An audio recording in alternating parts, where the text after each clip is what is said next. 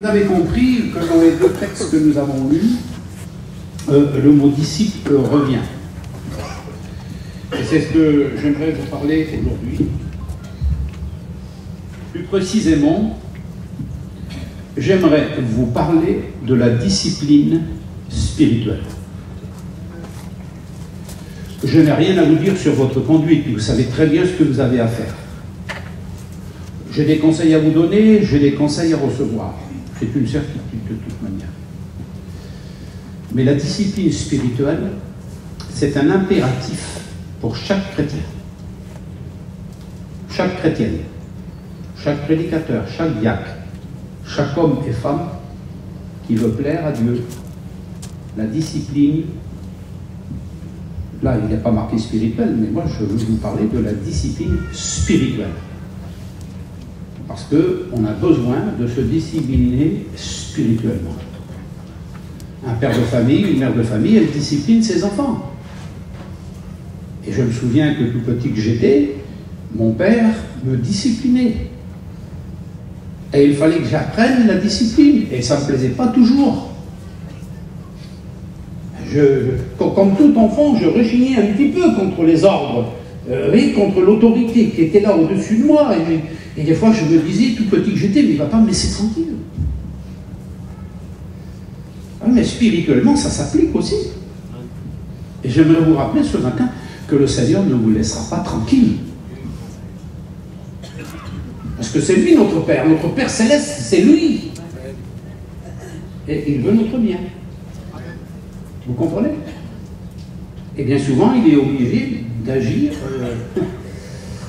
à l'encontre de ce qu'on a envie, à l'encontre de ce que l'on pense, de ce que l'on prévoit. Mais il faut dire la vérité, ce que l'on a envie n'est pas toujours utile, n'est pas toujours conforme à la volonté du Père. Vous voulez connaître la volonté du Père? Lisez votre Bible. Et quand vous aurez lu votre Bible, vous allez comprendre ce que le Père veut de vous. Alors je vais vous en parler ce matin, tout simplement, en vous transmettant les mots que j'ai reçus. Tout d'abord, j'aimerais vous expliquer un petit peu, j'essaye de mettre ça en place. La discipline, c'est une règle de conduite que l'on s'impose, ou que l'on nous impose. Et là, en l'occurrence, pour nous chrétiens, c'est une discipline que l'on s'impose. Vous n'avez rien à m'imposer, je n'ai rien à vous imposer. Mais nous avons tout à nous imposer. Je disais un jour dans une réunion, on a le droit de décider ce qu'on veut pour sa vie. Vous voulez jeûner 3 fois par semaine, vous avez le droit. Vous voulez donner 10 fois la dîme de ce que vous avez reçu, enfin 90%, vous avez le droit. Vous avez le droit de passer des heures et des heures dans la prière dans la semaine. Vous avez le droit.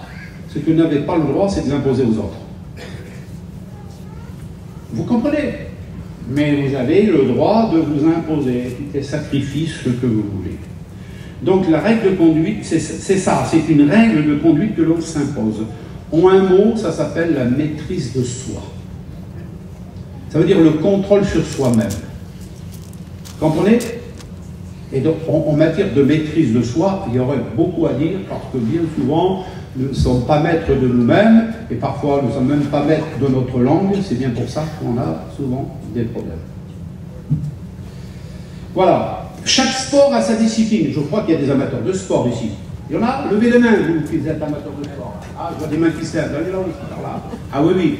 Je ne vais pas vous poser de questions, rassurez-vous, moi je ne suis pas amateur de sport. J'en ai jamais fait de ma vie. Mais j'admire les sportifs et on en tire des leçons, il n'y a pas de souci. Hein. Mais chaque sport a sa discipline. Et l'Écriture nous dit que celui qui n'a pas combattu selon les règles, il risque la disqualification. Et régulièrement, on voit des hommes, des grands sportifs, qui sont sanctionnés dans leur discipline. Et d'ailleurs, le footballeur, s'il a fait une faute, on va le discipliner par rapport à la faute qu'il a commise, par rapport à son sport. Et on ne va pas le discipliner par rapport à la course à vélo. Ah oui, parce que ce n'est pas la même discipline.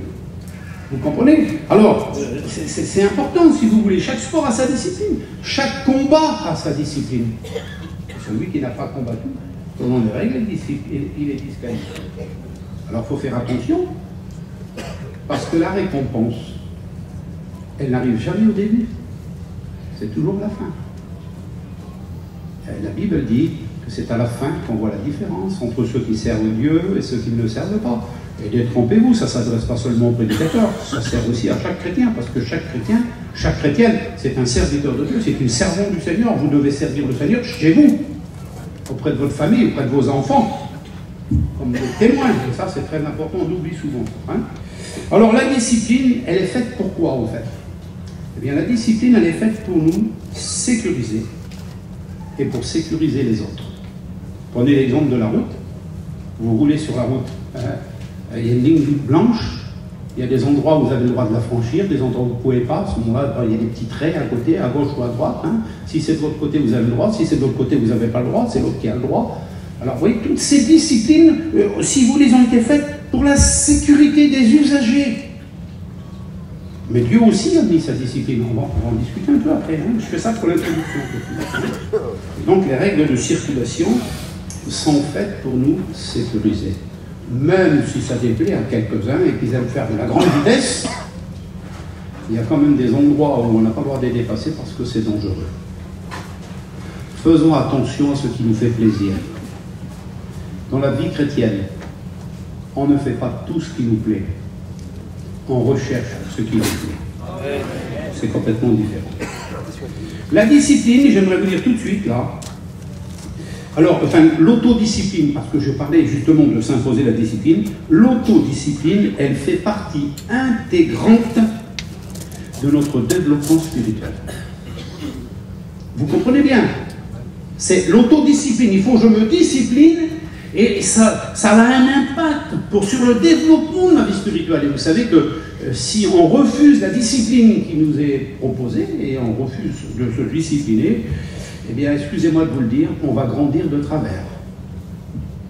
On va grandir dans notre vie chrétienne, on va grandir tordu. Excusez-moi l'expression.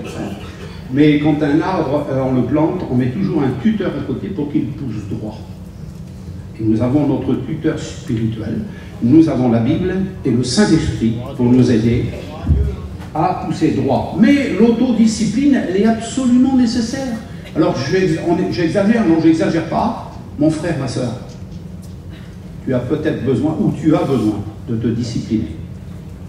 Et nous avons besoin, impérativement, de nous discipliner. C'est une nécessité. La discipline, elle a un impact, écoutez bien, sur le processus d'apprentissage de notre vie spirituelle.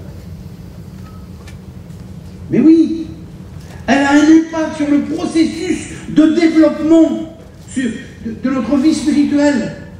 Nous sommes dans une phase d'apprentissage. Tant que nous sommes sur la terre, on est dans une phase d'apprentissage. Et j'aimerais vous dire que la discipline, elle façonne notre caractère. Vous comprenez ça? La discipline que l'on s'impose va façonner notre caractère. Je ne sais pas si vous avez bon ou mauvais caractère, mais je suis convaincu que notre caractère spirituel peut changer, peut s'améliorer, peut grandir. Et nous avons besoin, plus que jamais, de développer ce caractère spirituel. Alors, synonyme, et ensuite je monte dans le cœur du message, synonyme de quoi en fait? Et vous allez comprendre. Synonyme d'éducation. Eh bien, plus que jamais, les chrétiens ont besoin d'être éduqués. On a besoin d'apprendre les bonnes manières. Et alors, toutes mes sœurs qui sont là, vous avez eu des enfants pour la majorité. Il y a des sœurs déjà qui sont avancées en âge, qui ont des grands-enfants maintenant, mais je suppose que vous leur avez appris la discipline. Vous les avez éduqués, vous les avez appris à être polis, à dire bonjour, à se lever lorsqu'il y a des personnes âgées qui arrivent. Il y a des bonnes manières qu'on apprend. Et dans la vie chrétienne, nous avons aussi besoin d'apprendre les bonnes manières. Et ce qui, quand même, est étonnant, nous voyons parfois des personnes d'un certain âge qui semblerait qu'ils n'ont pas appris. Ben oui, par rapport à leur attitude, on s'aperçoit que, de toute manière, on apprend à tout âge. Surtout quand on se convertit dans la vieillesse, c'est pas facile, hein, parce qu'on a tout un bagage derrière nous. Alors là, quand on se convertit à 60 ans, c'est beaucoup plus difficile que quand on se convertit à 18 ans. Il faut bien comprendre. Mais avec la grâce de Dieu et le Saint-Esprit, la parole y arrive. Hein, synonyme d'éducation, synonyme d'organisation. Ah oui, parce que la discipline, c'est une organisation. Et nous avons besoin plus que jamais d'organiser notre vie spirituelle. Tout doit être organisé. Excusez-moi l'expression, mais quand même, tout doit être organisé, c'est ce que ça veut dire. Et on entre dans certaines maisons, chez certaines personnes, tout est, excusez-moi les mots que j'emploie, mais tout est enfoui, tout est sans dessus. Moi j'avais quelqu'un de ma famille comme ça, on ne pouvait pas rentrer chez eux parce qu'il y avait la vaisselle de 3 jours qui n'était pas faite, il y avait les lits qui étaient retournés, enfin il y avait tout quoi, il n'y avait aucun ordre, c'était le désordre. Excusez-moi, mais la discipline, c'est l'ordre. Et peut-être que certains auraient besoin de remettre en ordre, de réorganiser leur vie. Je ne sais pas comment ta vie elle est organisée. Vous savez qu'une vie de prière, ça s'organise. Je parlais avec Paul Le Cossec il y a bien des années, quand on était ensemble dans un avion pour aller en Inde. Et il me disait, mon père, il avait discipliné sa vie, il avait organisé sa vie. Tous les matins, vous voyez, j'ai la montre, tous les matins, à 7 heures, sa vie était organisée comme ça. À 7 heures, c'était l'heure de prière. Quel que soit l'endroit où il était. Il se mettait en prière. Il avait organisé sa vie. Il y a quelques jours, on fut arrêté dans une station avec un frère. On partait faire une réunion. Et quand on est arrêté à la station, il y avait un musulman qui était arrêté avec sa voiture. Là. Il tombait de l'eau. Il faut voir le temps qu'il faisait. Hein. Il est sorti de la voiture, il a mis son tapis, et puis il a fait sa prière. Je me suis dit, quand même, on a besoin de leçons quelquefois. Hein. Mais oui, je ne sais pas si on serait capable de le faire. On a besoin plus que jamais d'organiser notre vie de prière, notre vie spirituelle. Il faut qu'on le fasse. Synonyme d'éducation, d'organiser. Alors, je vais peut-être un petit peu plus loin. Synonyme de dompter. J'écoute des réflexions là. Dompter. On a besoin de dompter notre chair. Comme un animal sauvage, il va falloir le dompter. Il va falloir le dresser, parce que c'est synonyme aussi de dressage. Et il faut dire la vérité que ce n'est pas si facile que ça de le faire avec nous-mêmes. Des fois, il y a des pères de famille qui ont du mal avec leurs enfants, hein, parce qu'il y a des enfants, c'est insupportable. Il faut être honnête, il faut dire la vérité, il y en a qui sont aussi. On en fait ce qu'on veut. Mais, excusez-moi, hein. Oui, mais l'éducation, c'est synonyme de dompter, de dresser. Et je comprends l'apôtre Paul lorsqu'il dit dans 1 Corinthiens chapitre 9, verset 27, moi, dit Paul, moi, je traite durement mon corps. Et je le tiens assujetti de peur d'être rejeté après avoir prêché. Ah oui, là il parle de la discipline, de s'imposer, il dit, je traite durement mon corps. Rassurez-vous, il n'y a pas un bout de bois pour se taper, il n'y a pas un fouet, hein, comme quand on le fait dans la religion, parce que ça n'a pas de sens. Mais c'est contrôler ses pulsions. Être maître de ses envies, de ses désirs, être maître de sa parole, être maître de tout. C'est pas une chose facile. Hein. Pour ça, j'ai à cœur de vous en parler ce matin. Ça fait partie d'une petite étude que j'ai faite en plusieurs. On va voir le premier point ce matin, parce que c'est important. Je dis donc, dit l'apôtre dans un autre passage dans les Galates, marchez selon l'esprit, et vous n'accomplirez pas les désirs de la chair. C'est Paul qui le dit, hein. Marchez donc selon l'esprit. L'esprit que Dieu a mis en nous. Alors j'ai bien regardé, hein.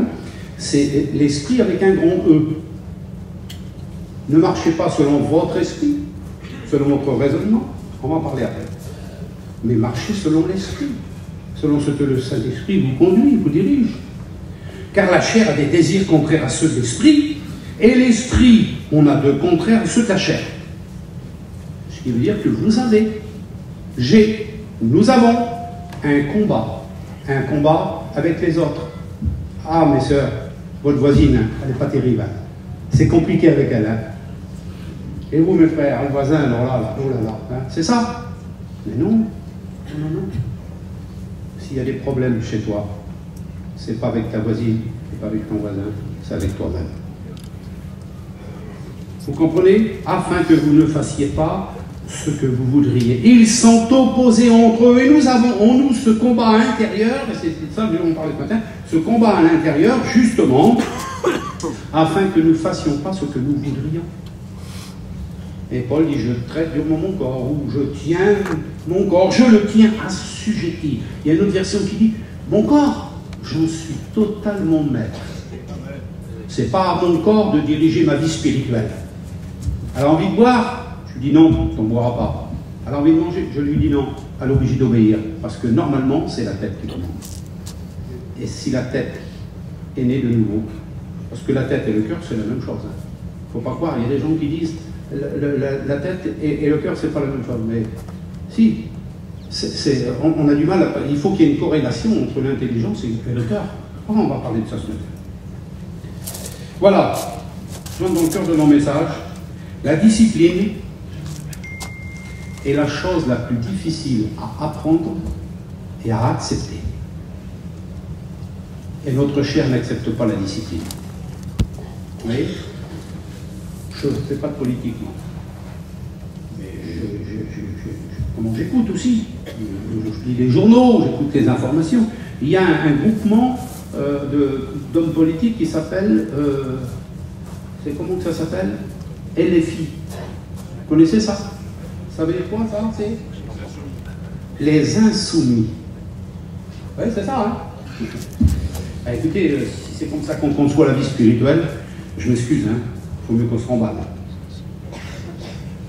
Je ne veux pas faire partie des insoumis. Je ne parle pas du parti politique. Des insoumis spirituels. Et il y en a beaucoup qui refusent la discipline spirituelle. Ils ferment la porte. Alors que la discipline spirituelle, elle est très utile pour le développement, elle est une nécessité pour le développement de notre vie spirituelle. Nous sommes donc, en définitive, dans un processus d'apprentissage. Eh ben, je le dis, oui, sans exagérer les mots, mais j'allais dire, nous ne sommes pas encore finis. Ah ben, excusez-moi de vous le dire, mais on a encore besoin de développer une partie de notre vie spirituelle. Vous comprenez? Physiquement, je suis largement fini. Moi, j'arrive bientôt au bout. 72 ans, je sais que je ne tiendrai pas encore autant. C'est une certitude. Donc là, ça n'a pas de problème. Mais je sens dans mon cœur, dans ma vie spirituelle, que le Seigneur veut me faire grandir encore. Il veut me faire développer. Et puis, j'ai besoin de grandir dans mon ministère. On a besoin de grandir dans l'enseignement. On a besoin de grandir. Tu as besoin de grandir, mon frère, ma soeur. Et donc, nous sommes dans un processus d'apprentissage. Ne disons pas que nous connaissons tout. Je dirais plutôt ce matin, nous avons tout à apprendre. Ou nous avons tous besoin de découvrir ou de redécouvrir. Je me suis converti, il y a 54 ans passés maintenant, j'avais pas tout à fait 18 ans, 17 ans, un petit peu passé là. Je me suis converti. Ah, merci Seigneur, le jour de ma conversion, c'était merveilleux, merveilleux. Et il y a des fois, je me dis, dans certaines journées, quand je suis dans la communion avec le Seigneur, Seigneur, j'aurais besoin d'une reconversion. D'une nouvelle conversion. C'est-à-dire d'un renouveau. Vous comprenez le sens? Et ça, c'est utile. Alors maintenant, j'entre vraiment dans le point que je vais m'arrêter sur un seul point, parce que j'ai 7 points dans ce message à développer. Mais on va voir le premier, et je pense qu'il y a beaucoup à dire. Et ça m'étonnerait que vous ne soyez pas concernés par cela. J'aimerais vous parler ce matin de discipliner ses pensées. Vous savez les pensées? Là-dedans. Ah, ici, là. Il s'en passe des choses ici, là. Hein. Tapez-vous sur le front, vous allez voir. Ça va résonner à l'intérieur. Vous pensez toujours bien, vous? Vous pensez toujours exact? Je voudrais parler de la discipline des pensées. Genèse, chapitre 6, verset 5, « L'Éternel vit que la méchanceté des hommes était grande sur la terre, et que toutes les pensées de leur cœur... » Vous voyez, je reviens tout à l'heure que je disais une corrélation entre là et là. Là, c'est écrit comme ça, noir sur blanc dans le texte. Hein. Je ne veux pas le transformer, je le prends tel qu'il est. Et que toutes les pensées de leur cœur se portaient chaque jour uniquement vers le mal. Difficile de discipliner ses pensées. Vous arrivez à vous maîtriser la pensée, vos pensées, tout ce qui est à l'intérieur? Vous arrivez à contrôler tout? Difficile, Wilfried. Hein? Moi, je pense que c'est un grand sujet. Il ne faut pas qu'on ait peur de développer cela, parce qu'il faut qu'on en parle. Parce que le combat des chrétiens, oui, des chrétiens, pas de la majorité, de tous les chrétiens, c'est un combat dans la pensée. Et le diable aimerait nous influencer dans notre pensée. Et ça, c'est tellement... Alors, sans exagérer, je vais vous dire ce petit mot. Je crois l'avoir reçu de Dieu, mais je l'ai contesté et je le constate encore aujourd'hui. Les pensées. Vous savez ce que c'est? C'est le terrain de jeu du diable. Je vous regarde. Je ne sais pas si vous comprenez la portée de ces paroles que je viens de prononcer. Les pensées, c'est le terrain de jeu du diable. Et combien de personnes se font rouler par le diable dans leurs pensées?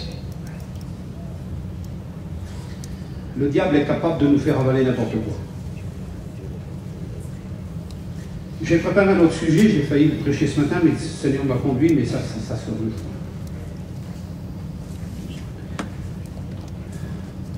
Le diable, c'est le premier influenceur.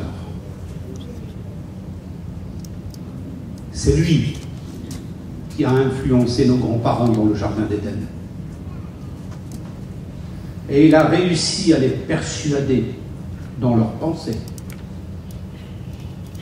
que le fruit n'était pas si dangereux que ça, mais qu'il était précieux pour ouvrir l'intelligence. Il a réussi à les persuader. Oui, les pensées, c'est le terrain de jeu du diable. Combien il y en a aujourd'hui? Sans s'en rendre compte, ils se laissent influencer dans leur raisonnement, dans leur tête. Le diable, vous allez comprendre ce que je dis, c'est le premier charieur du monde. Ah oui. Je pense que nous avons besoin plus que jamais d'apprendre, et il faut que nous apprenions la discipline spirituelle. Et que nous apprenions à discipliner nos pensées. Cette première génération n'a pas accepté ce que Dieu leur disait. Et il vit, c'est Dieu qui le dit dans sa parole, enfin c'est la parole qui le dit, que toutes les pensées de leur cœur se portaient chaque jour, et le mot il est dit, qui se portaient chaque jour uniquement vers le mal. Et nous, tous les jours, nous combattons justement contre ce genre de pensée que le diable veut influencer en nous. Et c'est pour ça que je vous le dis, que le diable, le terrain de jeu du diable, c'est les pensées. Il utilise, parce qu'il n'a pas d'entrée chez nous. Il n'a pas d'entrée en dehors de la pensée. Il y a des gens qui disent « Ah, j'ai été attaqué toute la nuit, le diable est venu. » On trouve ça dans la religion, on trouve ça dans la superstition, mais le diable ne va pas entrer en personne avec, vous savez, avec une fourche à la main, avec des grandes cornes. Il n'y a pas de danger. Mais par contre, il va influencer dans nos pensées. Il va essayer d'entrer à l'intérieur de l'âme. Vous voyez? David était un homme formidable, un serviteur de Dieu, c'était l'homme selon le cœur de Dieu. Pourtant, à un moment donné, il a eu dans sa tête et dans son cœur la pensée de faire le dénombrement du peuple d'Israël. Il ne devait pas le faire. Et quand il a donné les ordres à Joab, le chef de l'armée, Joab, il a dit, mon Seigneur, tu ne vas pas faire ça, c'est pas possible, on ne peut pas faire une chose pareille. Et il a persisté dans sa pensée, dans son raisonnement. Il s'est laissé influencer. Et il a fait le dénombrement. Ça s'est soldé par des milliers de morts. Vous comprenez le sens? Et c'est pour ça que j'ai à cœur de vous le dire ce matin. Alors je vous transmets les petits mots. Trop souvent, frères et sœurs. Et vous ne pouvez pas contester sur parce que c'est la parole de Dieu. Trop souvent, nous pensons de la mauvaise manière. Nous raisonnons souvent de la mauvaise manière. C'est-à-dire, ça c'est le diable qui nous dit. Parce que ne crois pas, ne croyez surtout pas qu'il n'est pas capable de nous parler. Les pensées, c'est le terrain de jeu du diable. Et on ne le voit pas arriver. Il ne sonne pas de la trompette avant de venir, hein, croyez-moi. Hein. Alors, il y a des mots qui nous échappent. Je ne peux pas le faire. Vous l'avez jamais dit, ça? Ah, je ne peux pas le faire. Je suis incapable. Je suis trop petit. Je suis trop vieux. J'ai trop de problèmes dans ma vie. Je ne peux pas, j'y arriverai pas, je m'en sortirai pas. C'est comme ça qu'il s'approche. Il est rusé. Vous ne pouvez pas vous imaginer. Il n'y a pas plus rusé que lui. La Bible, elle le présente. On l'appelle le rusé. Et le diable, son terrain de jeu, c'est les pensées. Et c'est comme ça qu'il influence les chrétiens dans leur tête. Et il va se servir de tout. Vous êtes à la réunion, vous êtes à l'écoute, et d'un seul coup, il vous trouve, hop, vous avez perdu le fil, et vous êtes ailleurs. Et vous passez à côté de la bénédiction. C'est le champion dans la matière. Et alors, plutôt que d'être en harmonie avec le plan de Dieu, on se croit incapable. On s'est laissé persuader par le diable qui nous dit « Mais tu ne peux pas le faire, tu es trop petit, tu ne peux pas y arriver, tu es un incapable. Et puis de toute manière, tu es trop petit, tu sais très bien que tu es trop petit, c'est pas toi, tu ne peux pas le faire. Et puis tu es trop vieux maintenant, alors arrête donc, vas-y, laisse la place aux jeunes, c'est pas la peine, arrête-toi. Et puis tu as trop de problèmes dans ta vie, arrête donc. Tu vois pas tous les problèmes que tu as, toi. Depuis le temps que tu es chrétien, tu as des problèmes. » Ça me fait penser à quelqu'un de chez moi. Quand on l'a baptisé, il s'est engagé avec le Seigneur. Et au bout d'un moment, on n'est plus venu à la réunion. Pourquoi vous venez pas à la réunion? Ah oui, parce que quand on venait à la réunion, on était angoissé. Elle ne se n'est pas rendu compte que le diable est en train de jouer d'elle. Et elle a fini par abandonner le Seigneur. Je ne sais pas ce qu'il en est aujourd'hui, dans le bonheur de sa vie chrétienne. Et plutôt que d'être en harmonie avec le plan de Dieu, nous faisons le contraire. Alors j'aimerais vous faire comprendre ce matin que notre manière de penser conditionne notre manière de vivre. Ce que vous pensez fait ce que vous allez devenir.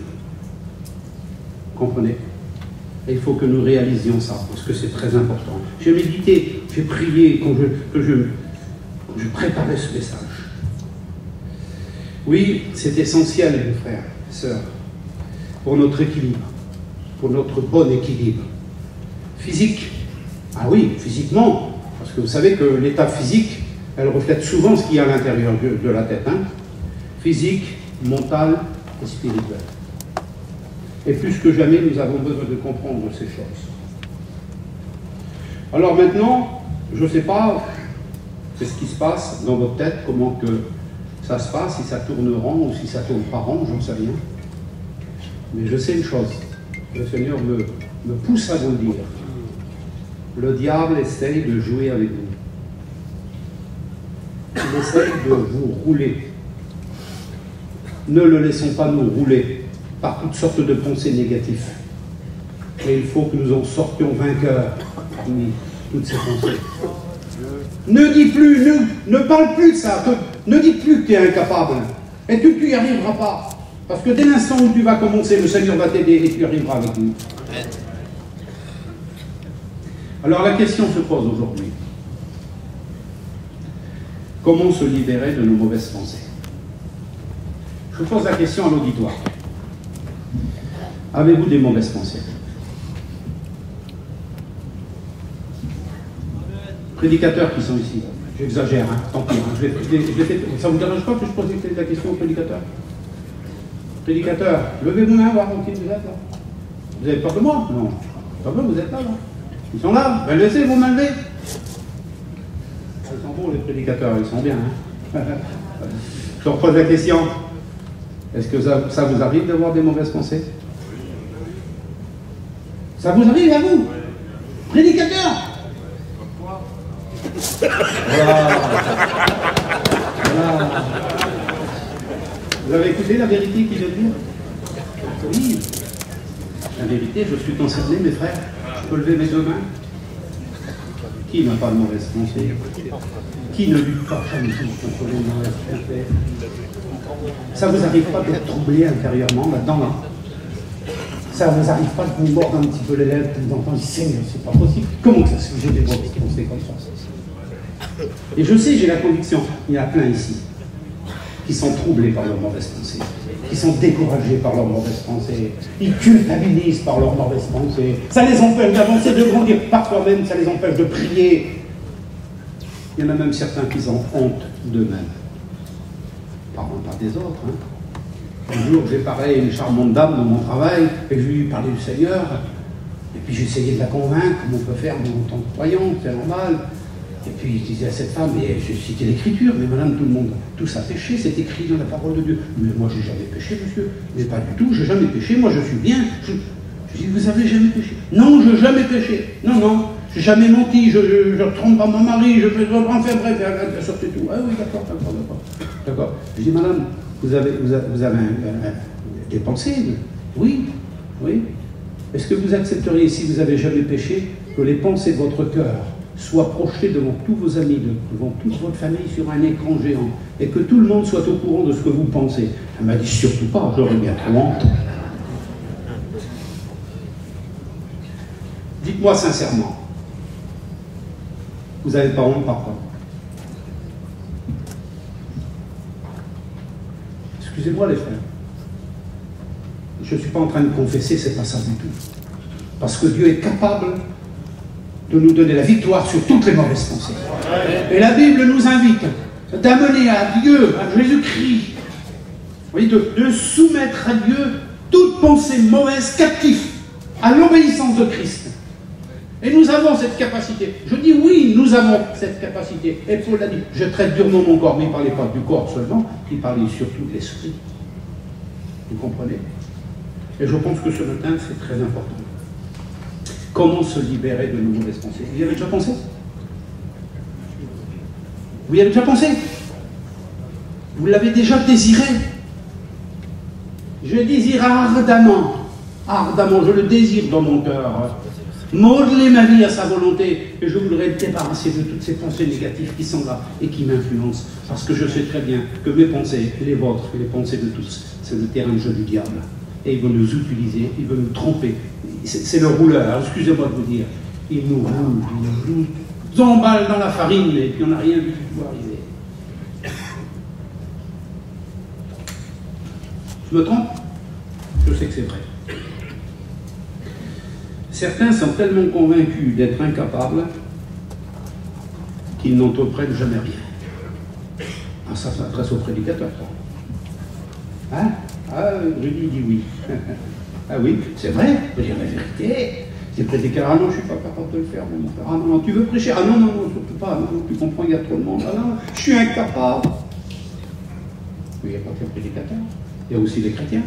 Mon frère, il y a ça et ça à faire. Qui c'est qui veut s'engager? D'ailleurs, on le dit le dimanche matin ou dans les annonces, on appelle des hommes qui veulent s'engager. Ah non, je suis incapable. Ah non, tu sais bien. Non, je les laisse pour toi. Toi, tu es vraiment capable. Alors, vous savez ce qu'on fait? On pousse les autres en avant.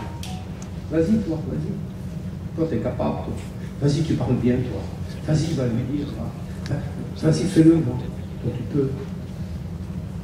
Ne remets pas ton devoir entre les mains des autres. Ne remets pas ton combat entre les mains des autres. Ne fais pas comme Saül. Il n'a pas eu le courage d'affronter Goliath. Il l'a remis entre les mains d'un plus petit que lui, David. Et comme David s'est appuyé sur l'Éternel, le petit David, incapable, a remporté la victoire. Et la terre a ses victoires. Je dois te dire qu'il y a une puissance en toi, une grande puissance. Ne remets pas ton combat entre les mains des autres en disant « Priez pour moi, priez pour moi ». Mais Dieu t'a tout donné. Tu fais prier pour les autres, prie un peu pour toi. Pour que Dieu te donne la force. Un jour, mon Jean est venu à moi, il m'a dit « Écoute, j'en peux plus, je suis fatigué, j'en peux plus. Qu'est-ce que t'as? J'arrive plus à trouver une pensée pour prêcher, j'arrive plus. J'ai l'impression que j'arrive plus dans le ministère. » J'ai dit « Non, t'as prié pour ton ministère? Comment ça? » J'ai dit « Oui, tu n'arrêtes pas de prier, tu pries pour tout, tu ne pries pas pour ton ministère. Prie pour ton ministère, pour le Seigneur le renouvelle. » 15 jours après, je vois. Il dit, ça marche, hein, ça marche. Je dis, quoi donc? Je ne sais plus. Quoi donc ça marche? Mais la prière. J'ai prié pour mon ministère. Et maintenant j'ai des pensées, maintenant je rouvre ma Bible. Et merci Seigneur. Ne dis pas que tu es incapable. Tu crois que tu es trop vieux, tu ne peux plus rien faire. Tu crois que ton ministère est foutu, tu crois que ton témoignage est foutu. Le Seigneur est capable de le renouveler. Il va t'ouvrir des nouvelles portes. Le Seigneur est vivant. Oui, certains sont tellement convaincus, ils sont convaincus d'être incapables. Et il y a des gens qui sont convaincus qu'ils sont incapables. Je suis persuadé que si je faisais lever les mains ici, il y a des gens qui leveraient la main. Parce qu'il y a des personnes qui sont vraiment convaincues. Le diable les a convaincus qu'ils sont incapables. Et il y en a peut-être ici. C'est sûr et certain qu'il y en a. Alors qu'ils n'entreprennent jamais rien. Peut-être que quelqu'un pense autre chose. Il y a peut-être des gens blessés ici, des gens malades.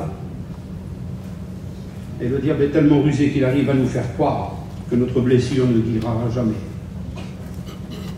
On ne sera jamais guéri. Y a-t-il des personnes ici qui sont convaincus, ils veulent même plus venir à l'imposition des mains. Ils se sont fait une raison. Je suis malade, je vais rester malade, le Seigneur ne me guérira pas. Vous voyez? Le diable arrive à faire croire cela, qu'il fasse croire au monde, c'est une chose. Mais qu'il le fasse croire à l'Église, c'est autre chose. Mais la parole de Dieu, je suis l'Éternel qui te guérit. Et moi je dis aujourd'hui, je proclame la victoire de Jésus sur toute blessure, sur toute maladie. Quelle que soit ta blessure, mon frère, ma soeur, quelle que soit ta maladie, Dieu est capable encore de te guérir. Notre Dieu n'a pas changé. C'est pour ça que je continue, et je continue à prier pour les malades. Et j'impose les mains, quelles qu'en soient les circonstances, même si je ne vois pas le miracle, je continue à prier. Un frère qui m'a dit, c'est fini, je ne prierai plus pour les malades. J'ai dit, pourquoi donc? Il n'y a rien qui se passe, il n'y a rien qui se passe. Ben, laissez-moi vous dire, depuis, il a drôlement changé la vie. Parce qu'il est un des premiers à imposer les mains, à prier pour les malades.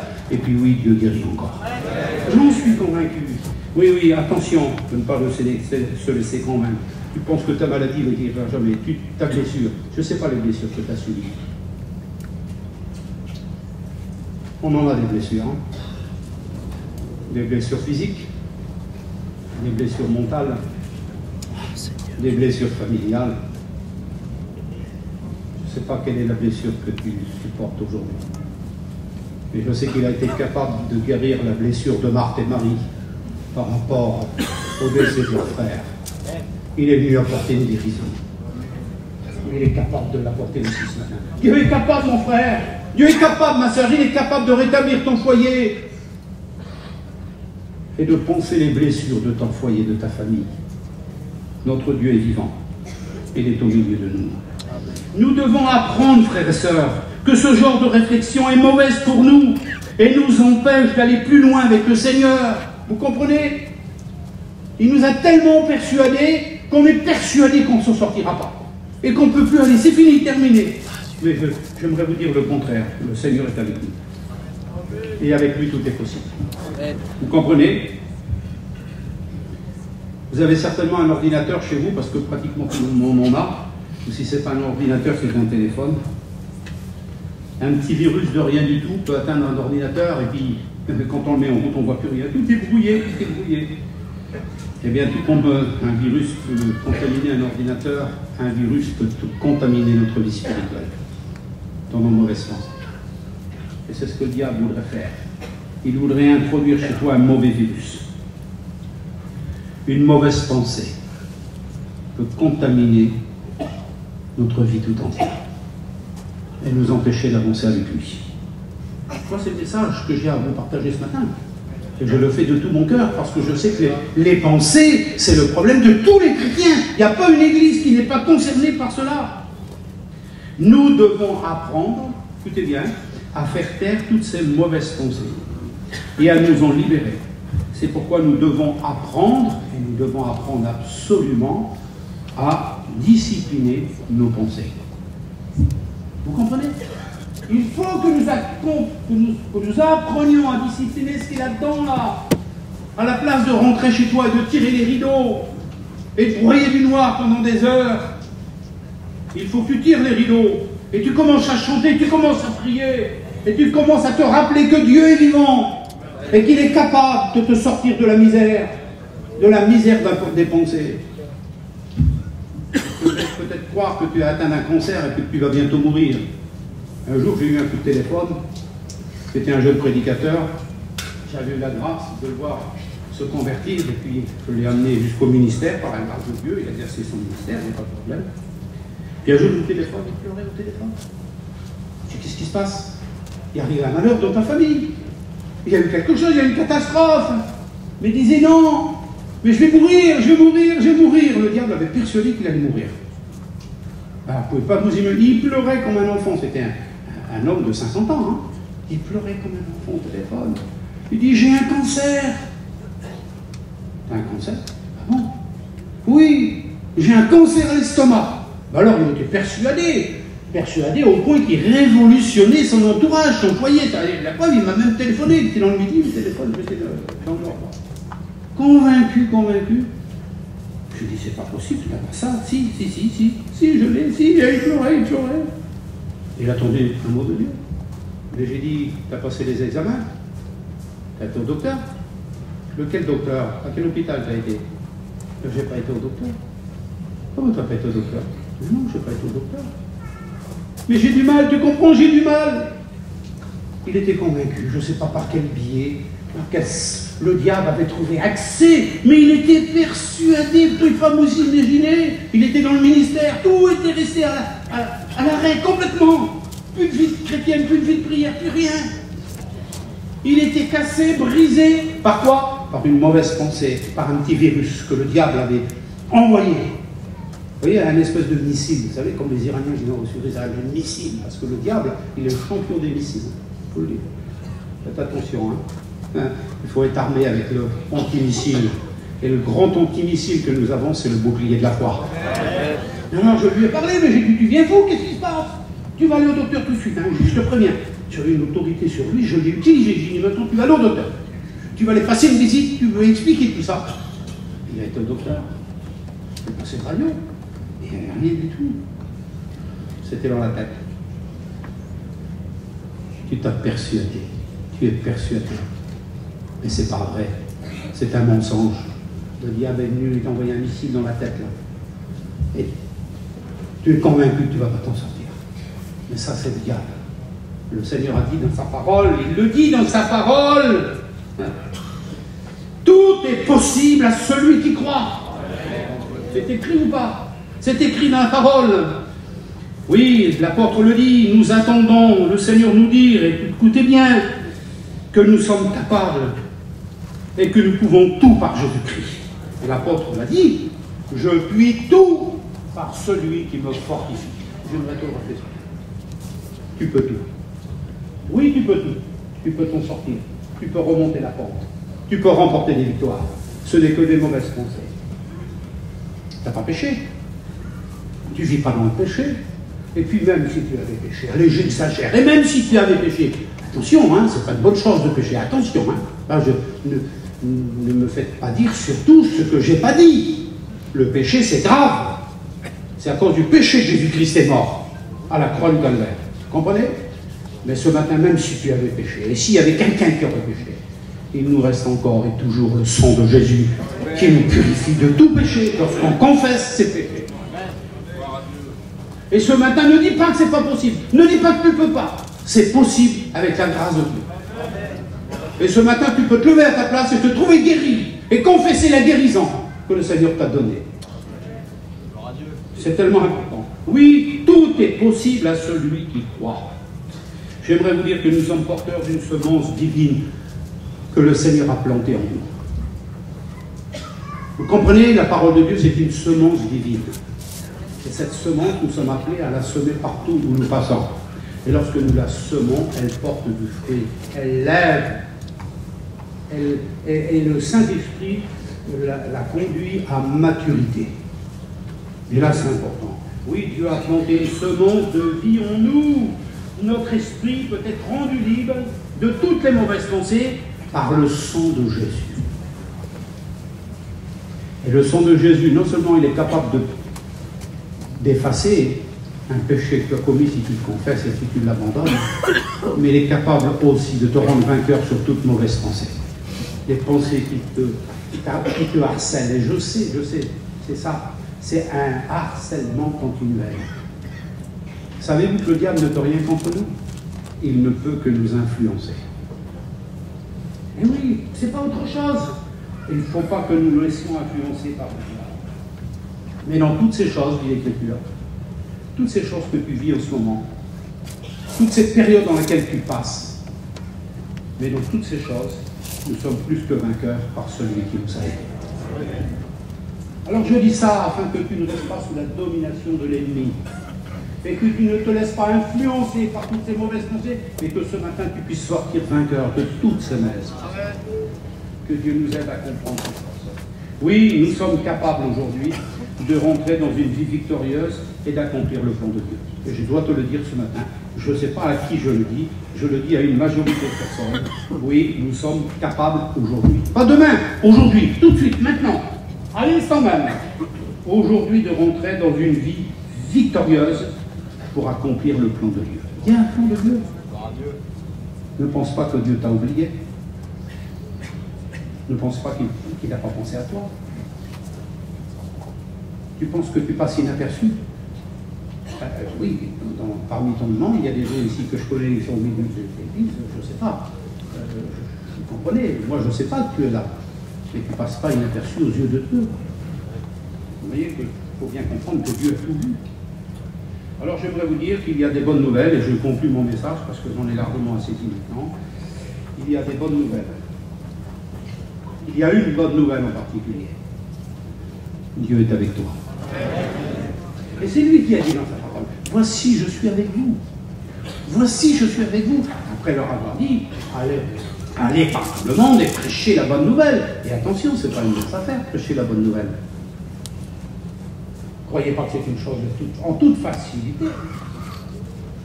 Parce que nous affrontons l'ennemi, nous affrontons de l'opposition. Ah oui, il y a toutes les capacités du diable, il les met en route pour nous empêcher de prêcher l'évangile. Et voici, je suis avec vous, Jésus a dit, jusqu'à la fin du monde, pour vous aider à nous emparer de toutes ces promesses. Allez partout le monde, prêcher la bonne nouvelle de l'évangile. Vous comprenez? Et il a dit à ses disciples à ce moment-là, voici, je suis avec vous. C'est pas possible qu'il faut que je parle des choses si simples que ça. Mais pourquoi as-tu peur? Mais pourquoi es-tu dans la crainte? Et pourquoi es-tu dans l'angoisse? Mais Seigneur est avec toi. Il est à tes côtés. Tu es malade. Tu es malade fortement. Tu vas mourir. Maman, c'est pas possible. Il y a de quoi de s'arracher les cheveux. C'est la vérité. Je disais ça il y a quelques jours au cimetière chez moi. J'ai eu l'occasion de faire un enterrement, malheureusement. Ah oui, mais la mort d'un chrétien, c'est pas une catastrophe. La mort d'un chrétien, c'est quelque chose de glorieux. Parce qu'en réalité, je vous le disais avant tout à l'heure, hein, Jean? Ah oui, un chrétien ne meurt pas. Un chrétien déménage. Il va habiter dans la maison de Dieu. Et oui, Georges Pritzel, un des vieux prédicateurs de la mission, vous avez tout connu, Jean l'a très bien connu. Avant de partir, il disait à sa femme, je veux rentrer à la maison. Tu veux rentrer à la maison? Oui. Mais où tu veux rentrer? Tu veux rentrer au chalet? Mais non. Mais tu veux rentrer en Belgique, parce qu'il était belge. Tu veux rentrer en Belgique? Mais non. Mais tu veux aller où alors? Et avec le peu de force qui lui restait, le peu de force, il a levé la main, il a fait signe, en haut. C'est là-haut notre maison, c'est le ciel notre maison. Et voyez-vous, serait-ce ma dernière prédication aujourd'hui? Ça ne me fracasse pas du tout. Mon nom est écrit dans son livre, et je sais que bientôt je partirai avec lui. Vous comprenez? Nous avons une espérance la plus grande de toutes les espérances. Ne trouvez pas étonné qu'un chrétien soit malade. Ne trouvez pas étonné qu'un prédicateur tombe malade, mais pas du tout. C'est étonnant, mais pas du tout. Il dit, il eut un homme malade. Il y avait une femme malade. C'est écrit dans la Bible. Et de nos jours, ça arrive aussi. Ah ben, un tel est parti. Un tel est parti. Oui, mais il est parti. Ce que je me force de dire, moi, quand on lit le livre de l'Ecclésiaste, au chapitre 1er, à partir du verset 3, il est dit, une génération s'en va et une autre vient. Ben oui. Ben oui. Chaque génération s'en va. Il y en a une autre qui vient, qui prend sa place. Mais c'est pas grave qu'elle s'en va, du moment qu'on sait où elle est partie. Vous comprenez? Eh oui, il faut penser. Moi, je regarde toute ma génération qui est devant, c'est ma génération, puisque nous sommes de cette génération. Mais un jour, elle va partir, mais pour aller où? nous partons dans le ciel. Je le disais l'autre jour à quelqu'un, moi j'ai décidé de ne pas aller en enfer, je veux aller avec le Seigneur. Le diable fera ce qu'il veut, je m'en vais au ciel. Anthony, je m'en vais au ciel. Et c'est ça qui est important, j'irai retrouver ceux qui nous ont devancés. Et je termine maintenant par ce conseil de l'apôtre Paul. Il faut qu'on soit vainqueur, frères et sœurs. On va prier ensuite le Seigneur, et puis on va se laisser conduire par le Seigneur. Hein. Écoutez donc de ce conseil de l'apôtre Paul qu'il donne aux Philippiens, au chapitre 4 et verset 8, que vous connaissez bien, mais il serait bon que vous puissiez le lire. J'aimerais que les chrétiens qui sont ici, pourriez-vous me faire une promesse? Vous pouvez me faire une promesse? Et allez à votre portée, hein. Allez à votre portée. Je ne vous demande pas de lever votre main parce que ça va peut-être vous engager trop et pourtant ça serait tellement bien. Faites-moi cette promesse. Que quand vous allez rentrer chez vous aujourd'hui, avant que la nuit tombe, de lire ce beau verset, ce beau passage. Je vais vous le lire, mais je vous invite à le lire chez vous et à s'arrêter sur chaque phrase. Frère, ou au reste frère, dit-il, que tout ce qui est vrai, écoutez bien, que tout ce qui est vrai, ça c'est le meilleur moyen de remporter la victoire sur les mauvaises pensées. Que tout ce qui est vrai, que tout ce qui est honorable, que tout ce qui est juste, que tout ce qui est pur, que tout ce qui est aimable, que tout ce qui mérite l'approbation. Il y a des choses et des pensées dans ta vie que tu ne peux pas approuver et que tu dois impérativement désapprouver. Pas chez les autres, chez toi. Parce que toi, tu es le gardien de ta vie, tu es le gardien de ton foyer, tu es le gardien de ta maison. C'est toi qui es concerné. Que tout ce qui est aimable, que tout ce qui mérite l'approbation de Dieu, tout ce qui est vertueux, tout ce qui est digne de louange, soit l'objet de vos pensées. Il faut qu'on sorte vainqueur de toutes les mauvaises pensées qui nous assaillent tous les jours. Et je sais que vous avez ce combat, comme moi, comme les prédicateurs, vous avez vu, on est harcelé par des mauvaises pensées, par des attaques du diable. Parce que, oui, c'est vrai, c'est son terrain de jeu à lui. Mais attention, attention. Quand Jésus rentre en scène, la victoire nous est accordée. Vous comprenez? Alors qu'il joue avec le monde, écoutez, laissons-le faire. Laissons-le faire. Il est dans le monde, il est le prince de ce monde. Laissons-le faire avec les gens qui appartiennent au Seigneur. Il fait du monde ce qu'il veut. Mais ne lui permettons pas de jouer avec nous et d'entrer dans notre cerveau pour nous faire avaler n'importe quoi. Vous comprenez que tout ce qui est vrai, tout ce qui est honorable, tout ce qui est juste, tout ce qui est pur, tout ce qui est aimable, tout ce qui mérite l'approbation, tout ce qui est vertueux et digne de louange, soit l'objet de nos pensées. Oui, c'est très important la discipline. Il faut que nous apprenions à discipliner ce qui se passe maintenant. Il faut que tu mettes de l'ordre dans tes pensées, dans tes raisonnements, et que tu en sortes le cœur. Vous l'avez bien compris ensemble, le Seigneur?